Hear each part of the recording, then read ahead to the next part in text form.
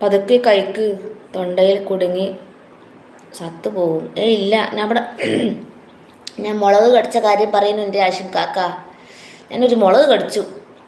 എൻ്റെ അമ്മ അതിൻ്റെ എരിവ് ഇപ്പോഴും പോയിട്ടില്ല. ഞാൻ നല്ല ആസ്വദിച്ച് കഴിച്ചേനും.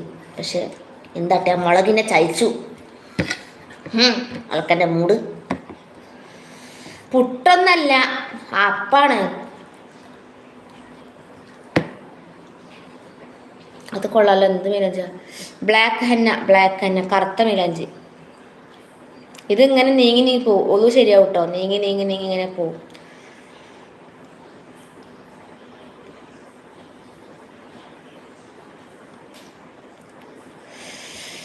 നമ്മളെ സ്ഥലം നിങ്ങൾക്ക് അറിയില്ല അബ്ദുള്ള കാക്ക മലപ്പുറത്താണ്. തങ്ങള് പേരില്ലാത്ത അപ്പമാണോ? നീർദോശ എന്ന് പറയും. അരിപ്പൊടി കലക്കിയിട്ട്, അരിപ്പൊടി വെള്ളത്തിൽ പാകത്തിന് വെള്ളം ഒഴിച്ചിട്ട് കലക്കുക. അത് നമ്മൾ അയ്യോ എൻ്റെ മാ എന്താ പറയുക, ആവശ്യത്തിന് പൊടി എടുത്തിട്ട് നമുക്കൊരു 2 സെക്കൻഡ് സൗണ്ടുള്ള സപ്പു. എനിക്ക് 2 സൗണ്ടൊന്നല്ല, ഞാൻ ജനാർദ്ദൻ്റെ സൗണ്ട് ഉണ്ടാക്കും. ആശങ്ക കേട്ടില്ലല്ലോ. എൻ്റെ ഒരു പഴയ ലൈവിലുണ്ട് ജനാർദ്ദൻ്റെ സൗണ്ട്.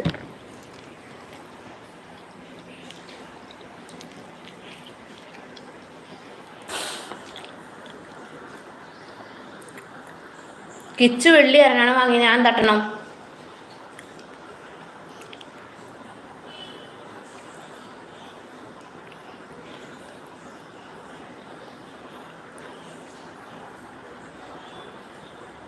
അരിദോശ എന്ന് പറഞ്ഞാൽ പോരേ?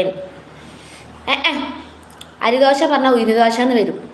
ഉഴുന്നുമാവ്. ദോശ എന്ന് പറഞ്ഞാൽ ഉഴുന്ന് ദോശ നമ്മളിവിടെ പറയാം.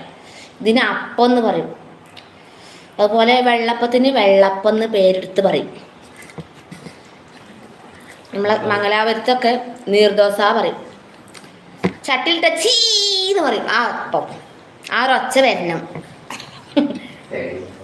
ഹെന്ന ആണോ നെയിം? അതെ, ബ്ലാക്ക് ഹെന്ന അല്ലേ?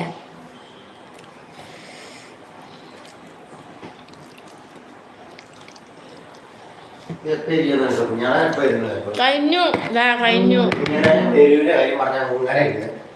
എന്ത് ഫുഡ്? അപ്പം ചെറുപയർ ചീത്തറിയാം. കഴിഞ്ഞു ഗൈസ്.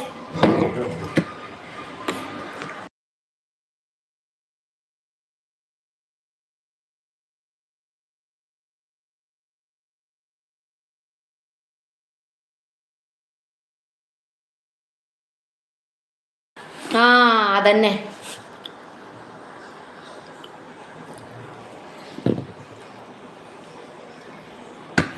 കൈ കഴുകിയിട്ട് ഇപ്പോൾ വരാം കേട്ടോ ഗൈസ്. ഇപ്പോൾ വരാം. പോലെ ഇട്ടാരും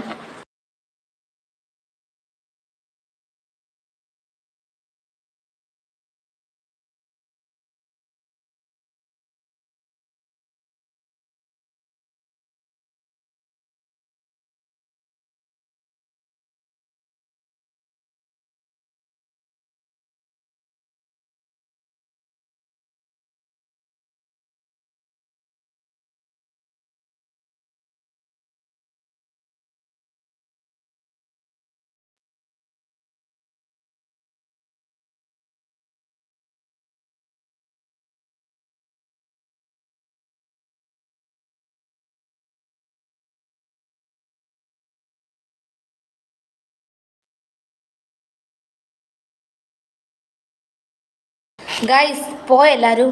10 ആളുണ്ടല്ലേ.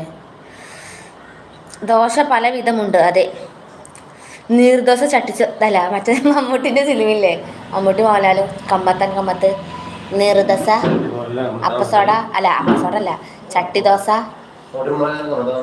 മമ്മൂട്ടി മോഹൻലാലല്ല, മമ്മൂട്ടിൻ്റെ ദിലീപിൻ്റെ കമ്മത്ത്. നമ്മൾ കമ്മത്താണ്.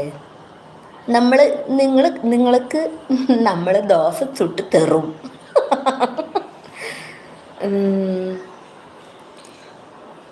ദോശ പല വിധമുണ്ട്. അതെ, മസാല ദോശ, നെയ് ദോശ, നെയ് റോസ്റ്റ്.